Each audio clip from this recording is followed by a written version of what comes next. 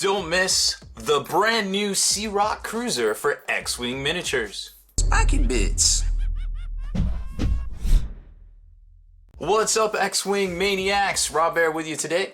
Taking a look at the brand new C-ROC Cruiser. This is the first epic big ship for Scum, and playing Scum like I do, I am super excited for this one here. Now, of course, you probably notice, although it is a ship out of Rebels, it does share a lot of the same structural kind of design and stuff as the Gazani. I mean, if you just glance at it, it kind of looks like the Gazani right up here in the front, but of course, it is Scum, it is a completely different ship, it's painted different, etc., etc. But it's very cool. This expansion is $80, comes with a ton of new upgrade cards, maybe some stuff that'll actually see play and transform the Interceptor here, the Sick, into something kind of ridiculous. Well, maybe not ridiculous, but at least the ability to take them and not get completely blown off the table, I suppose. But the kit itself, it's very exciting. You got Jabba the Hutt in here, a host of other really cool upgrade and expansion cards, some of the guys from Rebels and different things there. Now you can see underneath here, you can see the 360 cannon right there. Now, of course, we're gonna pull this bad boy out and take a look at it, because it is one of those crazy big epic ships. We can't help but pull this bad boy out and make some pew noises, because of course it does use lasers. It's got that 360 laser thingy right there. So let's zoom in a little bit on it. Of course, FFG always brings the heat when it comes to the paint schemes and the styling right here. You can see the little individual cargo containers right there. Really interesting weathering up here on the front. Of course, the thruster weathering back here. It doesn't have any moving parts, which is a little disappointed me. I gently kind of tugged on them, but it didn't look like any of these moved, which was, a little bit of a bummer, but hey, it is what it is there. This is kind of more of, I want to say action figure, but it's not. It's more of a miniature, I suppose, than anything, right? I mean, that's why we picked these bad boys up and to play with them. And then, of course, you've got your two mounting points right there for the standard Epic Play stand that will be included inside of this bad boy. And then for the Sick Interceptor, let's take a look at that up close and personal. Let's see how close we can get here. Snap that bad boy into place. There we go. So this obviously is a little bit of a different design than what we're used to. Well, I guess not different design, different paint scheme there. And you're gonna see there's a really cool new pilot card in here that I kind of wish they had used for the paint scheme for this right here. But very, very good styling. I like the little kind of racing stripes right there. I think this was actually a paint job that was on one of the cards, so it's really cool to kind of see that, in the flesh, so to speak, I guess, coming in the actual miniature world. So component-wise, you're gonna get your slab of your epic display, your epic movement, your energies, there's that, and all your Sick cards there. And I think there's some not asteroids, but container cards or container markers there that act as asteroids. The instructions, which I guess there wasn't, I don't think there was any new mechanics in here, because we've seen dual cards in the past. We know how to maneuver a large ship. It does come with illicit tokens for Jabba the Hutt's ability that kind of lets you get free kind of recharges, kind of like the where your missiles and things, you keep track of them. You can put a illicit token on an illicit card, and instead of discarding it, you just basically get to discard the card like we saw in the past. A very similar mechanic to what we've seen with some of the ordnance out there. But I don't think there's any new mechanic in here that we need to talk about, so I'm not going to waste any of our precious time on that one right there, because, and of course, mission setups and things. And there is this nice little campaign roster sheet here that'll explain how to play it in there. But there's one for, I think there's one for Rebel, one for Scum, and one for Imperial. And speaking of Rebel, Scum, and Imperial, some of these upgrade cards in here are really interesting. Some of them are either Scum or Rebel only, which we kind of hadn't seen in the past, but I think once we start reading them, you will realize why they are not for Imperials, because that could just get kind of ridiculous. So here's your maneuver dial, your container card, which I think the upgrade card, the cargo card for the cargo container obstacle We'll explain how to use this. I think you just place it right next to the ship after you discard it there. Here's your maneuver template, maneuver dials, some other stuff here, of course. You know, it's very hard to get an evade, but there's a mechanic in here to give it to your epic ship, and a partridge and a pear tree. All of the new cards right there for the actual ships themselves. Now let's take a look at some of these pilots. Well, I guess we're gonna get the C-ROC. And there are some titles for the C-ROC that we're going to talk about too that I think are really interesting. So there's your C-ROC. And every time I say C-ROC, I definitely think of vodka. Don't ask me why. Then you've got Sunny Bounder, which is kind of an interesting pilot. Pilot skill 1 with 14 cost, which is something that is kind of unheard of. It doesn't get quite, you can't quite get it down to Academy pilot level, but you can definitely do some shenanigans. What's that restaurant again, Farva? So that's kind of interesting to see in and of itself there. Now let's talk about these guys, and we're gonna get to the upgrade cards and kind of break it all down there. C-ROC obviously not only looks like the Gazani, but also functions very similarly to the Gazani stat-wise over here. As far as upgrades go, you've got 2 crew, 1 squad, or excuse me, not squad, what are those things? The ones with, teams, duh. 1 hard point, of course, which you can arm with various different things right there, which you're gonna see hard point wise is gonna translate into that awesome 360-degree laser that we're gonna talk about here shortly. So that's pretty much what you got as far as upgrades go for the C-ROC itself. Now, Sunny's very interesting because once per round after you roll or re-roll a dice, if you have the same result on each of your dice, you may add 1 matching result. Now, that's a very interesting card, and we're going to talk about that, but basically, just be aware that the odds on rolling any single facing of a dice on a D8, because that's what either the evade or defend, say you're doing it on 2 different dice, you would multiply it. As far as I know, 1/8 by 1/8 would give you 2/8, so a quarter of the time that you touch the dice, chances are you are going to get 2 of the same symbol on the dice. Now, granted, I think to hit is an extra facing. I think there's 3 of both hit and evade on the defend dice and the hit dice respectively. So out of the quarter of that time, an extra, I think 13% of the time, if you do the math, I think it's 38, I don't know, carry the 1, I'm not a mathematician, but I think 13% of the time that you actually get doubles, it will be either one of the evades or 2 hits, which is kind of not exactly the best, you know, if you figure you're taking 13% of 25%. Again, my numbers might be wrong, but it's still pretty decent because you figure you're gonna roll attacks or you're gonna roll defense, at least one of each in each round. You're gonna at least attack and defend at least once, maybe defend multiple times, depending on if they're trying to burn you down particularly. So, you know, odds are decent there, and there's some upgrades we can talk about here in a second. Quinn Jast, now this is really interesting. This could kind of maybe be somewhat of a little bit of a gunboat, a little bit of a jouster, depending on what you want to put on it, but just be aware at the start of the combat phase you may receive 1 weapon disabled token to flip one of your discarded ordnance or missile upgrade cards face up. So as you do a blow by, as most jousters do, on the flip side coming back, you could in theory gain one of your ordnance and then, you know, re-engage the assault there. Genesis Red, another great one. After you acquire a target lock, assign focus and evade tokens to your ship until you have the same number of each token as the locked ship. Now, of course, out there with the Mind Link meta, well, a lot of people carrying around little debris clouds of tokens these days, so that would be absolutely hilarious if you were able to steal some of those. And, of course, being the higher pilot skill here, maybe do some damage with it. Now, of course, Veteran's Instinct might definitely be a great idea here just to get you up to that 9 level. So everybody performs their actions before you activate and then in turn target lock and steal their stuff. So just something to keep in mind. And then in Dallara, when attacking or defending, you may spend 1 shield to reroll any number of your dice. Obviously situational because you only have 1 shield, and chances are, depending on where you're at in the game, you might not have that shield anymore. So do you burn it early? Do you burn it late? I don't know. That's kind of a decision that really depends on you and your personal playstyle. But at 3 pilot skill, there's potential to be in the thick of things. And of course, we saw these two cards in the previous expansion for the Sick Interceptor. Now, when it first came out, a lot of people were running, you know, 4 or 5 of these things.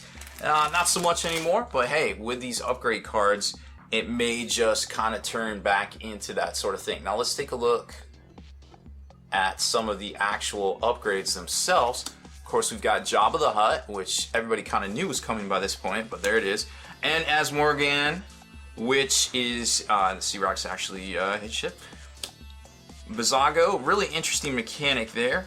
One of your teams for the Epic scale, not really going to come into play in smaller small ship battles. Quick release cargo locks, supercharged power cells.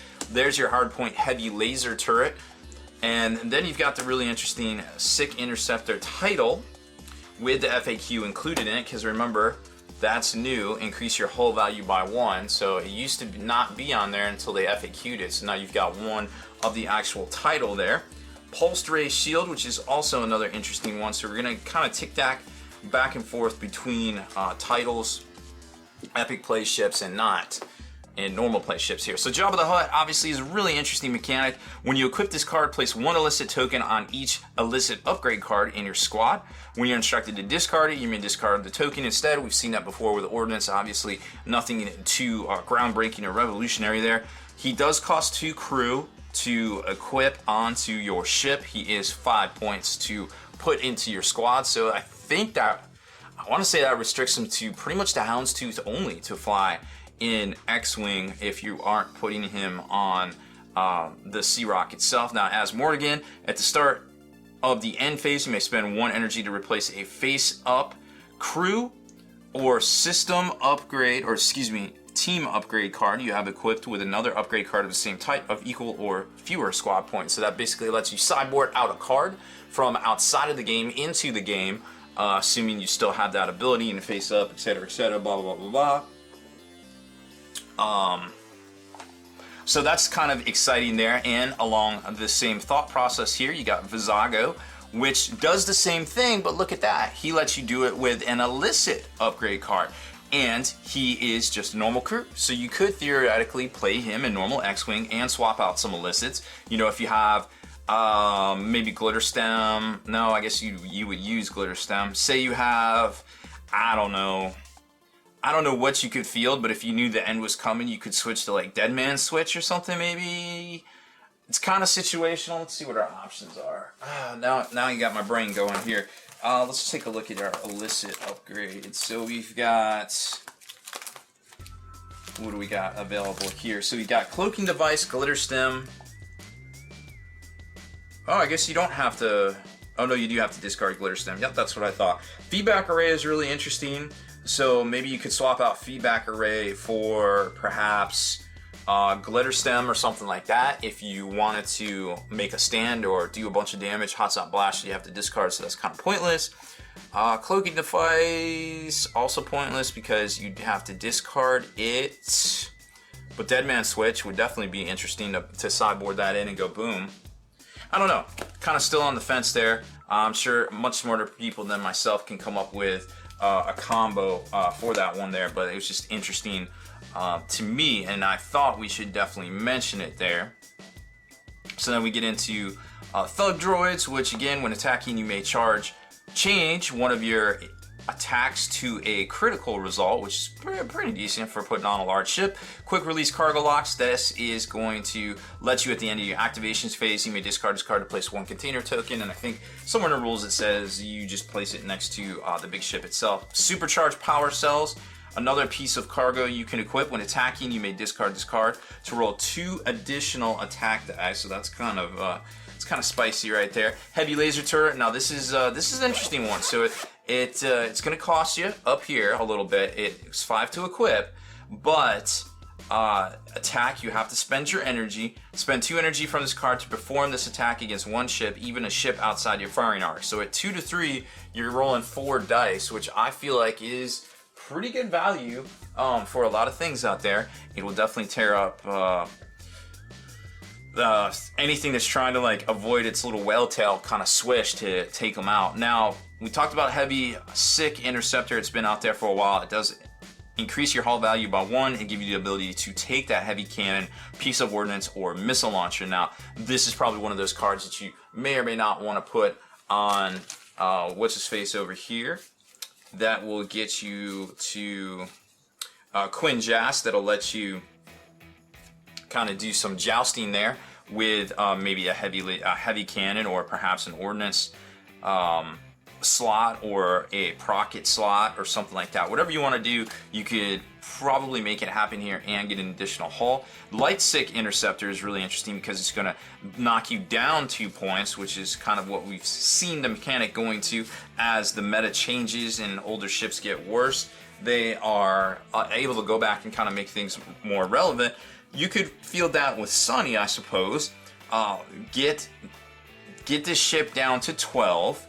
Also, what's cool about this is you cannot equip any modification upgrades here. So all damage are dealt to you face up, and you have to treat all bank maneuvers as green, so that definitely helps there. But what's going to happen here is you're going off of your stock shots, unless you're at 3 range or 1 range for offensive abilities, and that kind of works your odds a little bit better here to get that extra dice. You're kind of sacrificing the dice ability on the front end with any upgrades or modifications, and kind of hoping that you roll well to get that on the back end, kind of sort of thing. So it's a little bit kind of gambling and playing the odds, so to speak, but at 12 points, you know, if you equip it as such, it might not be too bad just to kind of throw in a list. You're like, I got 12 points left, what could I field? Oh, well, that's not a bad 12 points to put in your list, I suppose.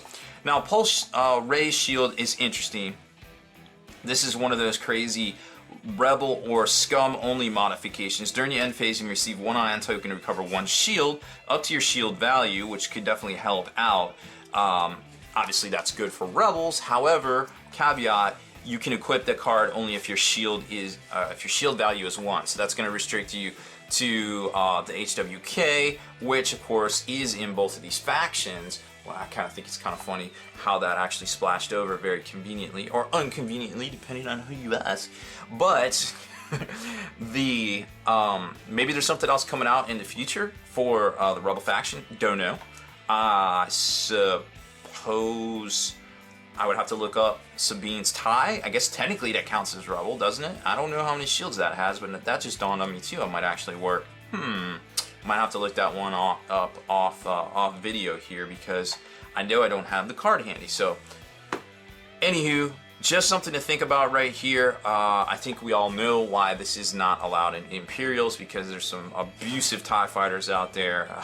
I could think of one right off the bat that this would do the Lord's work on, so I'm kind of glad they realized that one right off the bat. Now, another thing that's important to note about this, and obviously this is going to work with a lot of Scum ships, because you can take it on Sick, you can take it on the Star Viper, you can take it on, what's the other one? The Virago. Shoot, what is that? Oh, the Kiraz. Duh. I was thinking of what's his face's ship. So basically, all of your heavy hitters for the Scum have the ability to take this because they all only have 1 shield each, which is kind of cool to see as well. So that is the first set of upgrade cards. Let's take a look at what else comes in this set right here. So we've got automated protocols for the large ship. Optimized generators, also for the large ship, and then this really interesting arc caster, which I'm going to flip both sides right here, just to kind of show you. And then you've got your 3 titles for the C-ROC, the Merchant 1, Broken Horn, and Insatiable Wart, which I personally like. It is neg 1 energy. Okay, I can see that, but after you perform a recovery action, you gain 3 energy. So I think that's money in the bank right there. I can understand why it has that cost. Broken Horn, of course, all of these are unique. Broken Horn, +2. When defending, if you have a reinforced token, you may add an additional evade result. If you do, after defending, discard your reinforced token. So that's cool. Another great way to get an evade token that normally big ships don't have the ability to get. Merchant 1, your upgrade bar contains an additional crew upgrade and an additional team upgrade, and loses a cargo upgrade icon, which I think is a fair trade right there, which I guess could kind of get you perhaps the ability to field maybe some crew that help you out. You could definitely, I don't know why you need 3 crew, but you can definitely get 3 teams for sure, and probably do some work right there.